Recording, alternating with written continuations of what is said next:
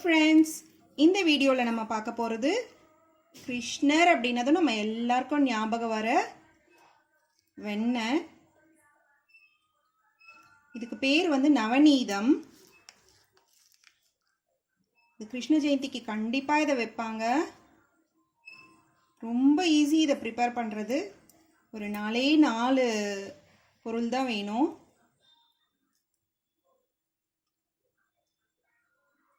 இது இல்லாமல் கிருஷ்ண ஜெயந்தியை கும்பிட மாட்டாங்க. வாங்க இதை எப்படி செய்கிறதுன்னு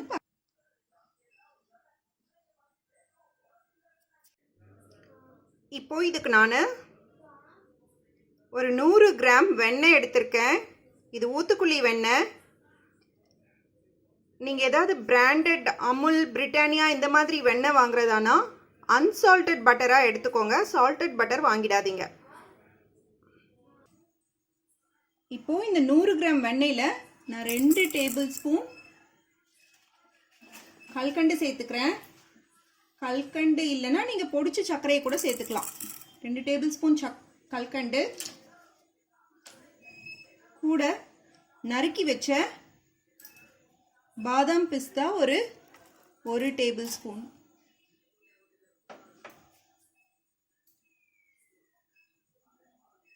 இது கூட கொஞ்சம் தட்டி வச்ச ஏலக்காய் பொடி. இதை நல்லா மிக்ஸ் பண்ணிக்கலாம். வெண்ணெயோட சேர்த்து இதை நல்லா மிக்ஸ் பண்ணிக்கணும். அவ்வளோதான்.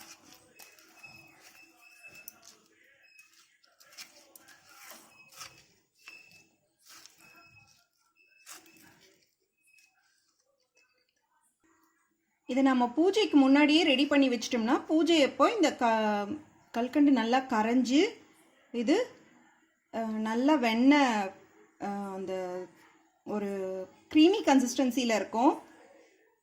அவ்வளோதான். இது ரொம்ப சிம்பிளான ஒரு டிஷ்ஷு. ஆனால் கிருஷ்ணர் அப்படின்னதுமே நம்ம எல்லாருக்கும் வெண்ணெய் தான் ஞாபகம் வரும். ரொம்ப ஈஸியான ஒரு டிஷ். அவ்வளோதான். குட்டி கிருஷ்ணாக்கு ரொம்ப பிடிச்ச நவநீதம் ரெடி. வெண்ணெயை அப்படியே வைக்கிறதுக்கு பதில் இந்த மாதிரி கல்கண்டும் கொஞ்சம் நட்ஸும் ஆட் பண்ணி வச்சா இது ரொம்பவே நல்ல ஹெல்த்தியாக இருக்கும். கண்டிப்பாக இந்த பூஜைக்கு இதை இந்த மாதிரி வெண்ணெயை வச்சு பாருங்கள். கிருஷ்ணரோட அருளை பெறுங்க. Thank you friends. தேங்க்யூ ஃபார் வாட்சிங்.